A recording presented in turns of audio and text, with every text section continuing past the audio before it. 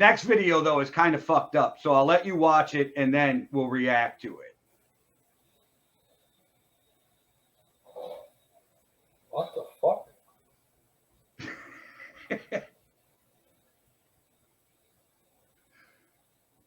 That's some, like, shit from Heroes or something. Is this real? Yeah, but somebody tied a fucking cord across the fucking road. Oh! That's fucked up, dude. I was watching that, like, what the fuck just happened? Like, and I thought the same thing. This can't be real. And then you go in, and I was like, that is a gangster prank. It is. That could have fucking decapitated a motorcyclist. That's better than any of the dumb shit we did when we were younger. I don't know. That one time, I don't know if you were with us. We took the fucking. Someone had like a snow fort or like a fucking bunch of ice blocks built up over by Dimmicks. You know, remember those streets were real dark? We lined the whole fucking road up with ice blocks, like big boulders of ice. And we put it in the fucking darkness.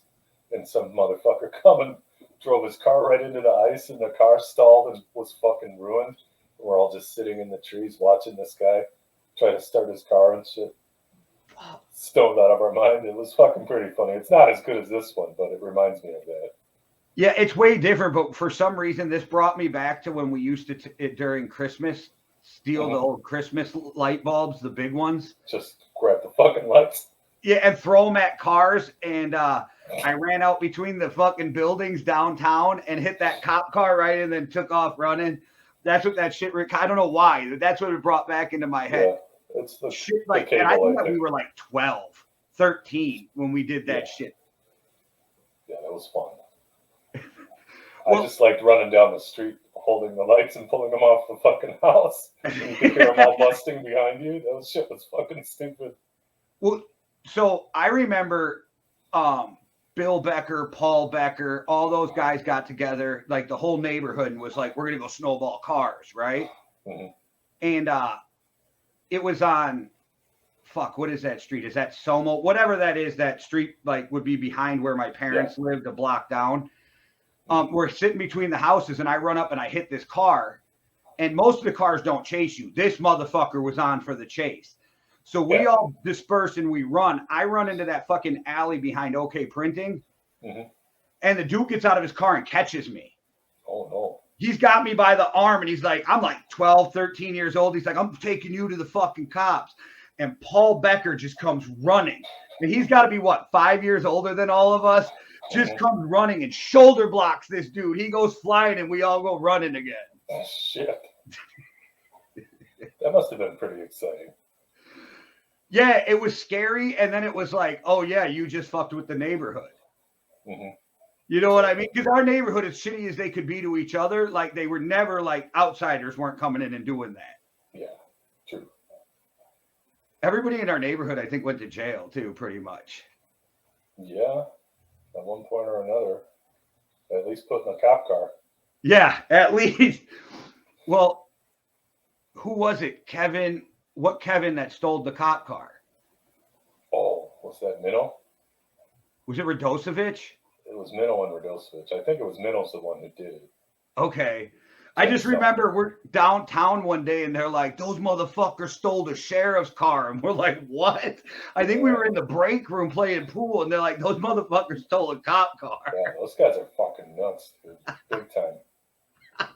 They were robbing like an AT&T truck just to fucking destroy everything inside the truck. Oh, shit. I mean, it was fucking thousands of dollars worth of damage just for fucking no reason.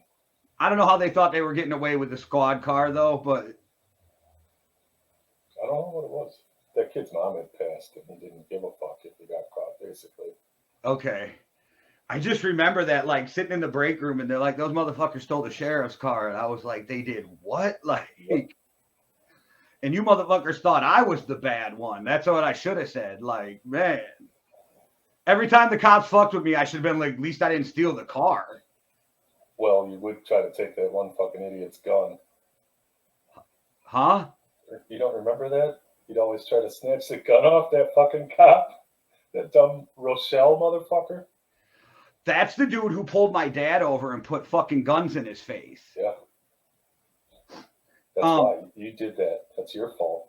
You used to fucking sneak up on him and try and take his gun out of his holster all the fucking time. You don't remember? How are we not dead or in jail for life? I mean, I went to prison, but geez, like. Yeah. I think he might have even pulled the fucking gun out on you for trying to take it in front of all of us, and we're all going, "You're a fucking pussy." It was by Sammy's. We were on that side road by the mini golf and Sammy's and all that. Well, he ended up being a cop in Wausau and pulled me over like years later. Oh yeah, did he recognize you? Yeah, it was actually, I was like 19 and it was me and Hare. So it was right before I went to prison, or I was 18 right before I went to prison because I turned 19 in there. But it was me and Hare.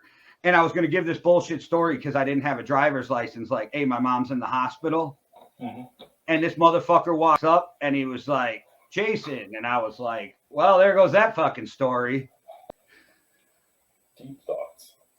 Well, everybody, we'll come up with some more fucked up shit for the show. You just keep your eyes open and make sure you hit that like and subscribe so we can get this channel rolling. One world, one love. Deuces.